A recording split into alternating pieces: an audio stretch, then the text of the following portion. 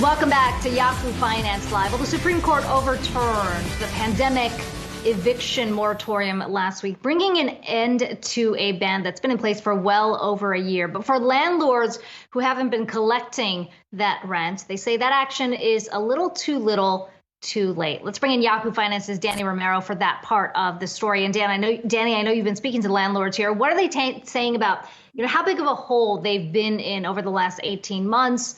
And the challenges they see ahead as this ban basically gets phased out?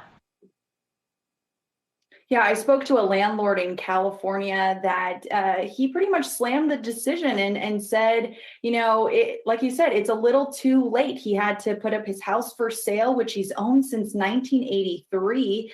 And his tenant owed him about $70,000 in back rent. And so, it was a hard decision for him, but he said he couldn't keep up with the payments. It was like his last resort. Now, California is one of those states that has an eviction moratorium in place until September 30th. So tenants still are protected there. But for this landlord, he's really, really doubtful that he'll even be able to get his money back that he's owed. And, some of the challenges is that after the Supreme Court decision late Thursday is that it caused a lot of confusion, questions, and real concern. And so Congress authorized $46 billion in rental assistance, and just a fraction of that has actually been distributed. Just 11% or $5 billion of that federal aid has actually been distributed by state and local governments after Congress approved it. And people really need this money. And census estimates show that as many as 1.2 million households say they're very likely to face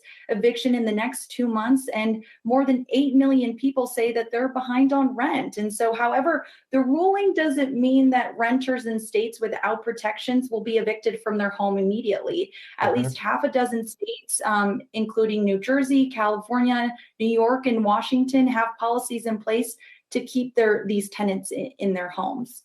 Yeah, and Dani, we've heard kind of those concerns from landlords too, maybe caught in a worse position than some larger landlords or private companies out there that lease spots to renters across the country. But when you focus in on the renter side, as you're talking about, maybe not in states with that protection, there is still kind of the timeline question around how long that might take, because evictions aren't exactly a speedy thing either. So, when you talk to them, what did you hear about maybe the stress levels around it and kind of the expectations moving forward?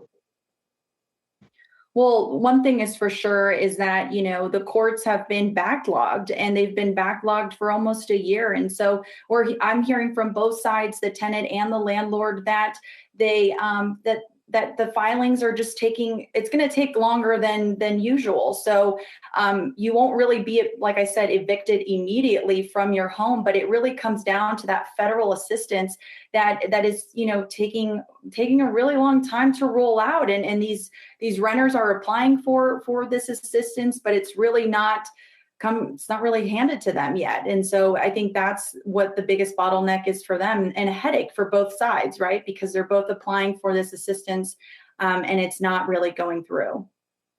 Yeah, I think the fascinating thing, the most shocking thing there, only 10% of that $47 billion you mentioned allocated there from the Treasury Department, only 10% tapped to help in all this, just kind of speaks to how hard it's been to kind of get the support where it needs to go. But Dani Romero, I appreciate you bringing us that. Very fascinating. I encourage everyone to check that story out up on yahoofinance.com.